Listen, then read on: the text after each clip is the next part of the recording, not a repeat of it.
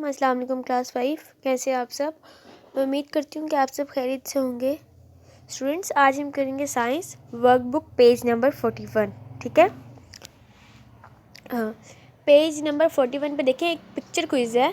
यहाँ पे आपको पिक्चर्स बना के दी हुई हैं और साथ में कुछ क्वेश्चंस लिखे हुए हैं, हमने उनका आंसर देना है। What has happened to the astronauts' weight and mass in the space? Astronaut के वेट एंड मास को क्या होता है जब वो स्पेस में होता है? तो हमें ये बात पता है कि वेट ड्यू टू ग्रेविटी होता है। मास तो स्पेस में जाके सेम रहता है, लेकिन चूँकि स्पेस में ग्रेविटी नहीं होती तो वेट ज़ीरो हो जाता है। किसी भी चीज़ का वेट ज़ीरो होता है। तो जब एस्ट्रोनॉट स्पेस में जाता है तो वो वेटलेस हो जाता है और उसका मैस उसका सेम रहता है, लेकिन वो खुद वेटलेस हो जाता है, इसीलिए वो स्पेस में फ्लोट करता है। Which state is this car in?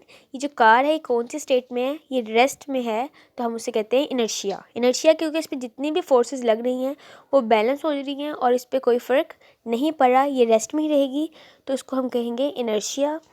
What is stopping this cricket ball reaching the fence? क्या चीज़ है जिसकी वजह से ये जो क्रिकेट बॉल है ये फेंस तक नहीं पहुंच रहा?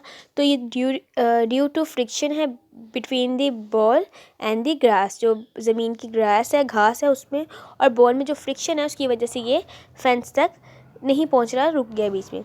विच person will reach the end of their slide first and why? Okay, यहाँ पे दो बच्चे हैं, fat boy and thin boy. कौन सा जल्दी पहुँचेगा?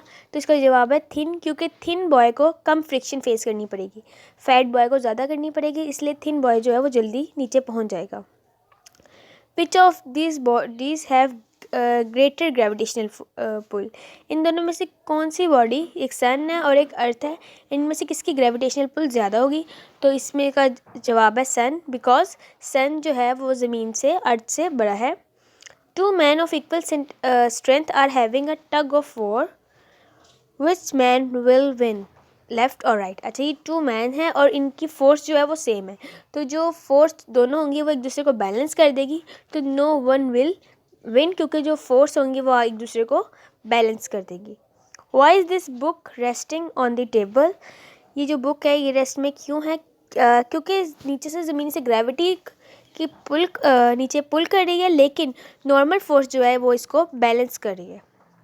Y is this ice cube floating in the glass of water? Due to buoyancy की वजह से ये जो आइस क्यूब है ये पानी में फ्लोट कर रहा है, यानी जितनी ये फोर्स नीचे लगा रहे हैं इतनी ही पानी इसके ऊपर अपथ्रस्ट फोर्स लगा रहे हैं, जिसे हम बॉयंसी कहते हैं। लास्ट वन है, what force is stopping this parachute from falling quickly? ये पैराशूट जो है ये ज़मीन पर फौरी तौर पर नहीं आ रहा, तो इसका आंसर है ड्यू टू एयर रेजिस्टेंस की वजह से ये फ़ौरन ज़मीन पर नहीं आ रहा। अच्छा स्टूडेंट्स, इसकी स्टेटमेंट्स भी हैं, ये देख लें। फर्स्ट है, his weight has decreased, his mass is the same, जो हम एस्ट्रोनॉट्स का पढ़ा था। सेकंड था, what state is the car? तो inertia, friction between ball and the grass, the smaller person will reach the end first because he doesn't cause as much friction as the larger person. The sun, because it is larger than the earth, neither will win because the forces are balanced.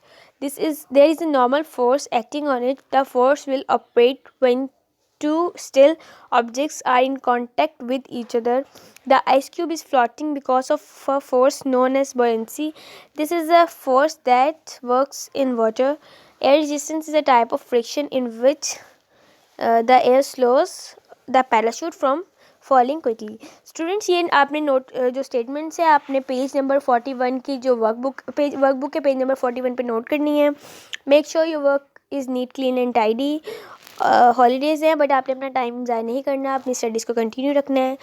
I hope आपको ये topic समझ आ गया होगा। अगर नहीं आया, कोई problem है, तो आप अपनी टीचर से या अपने पेरेंट्स से हेल्प ले सकते हैं।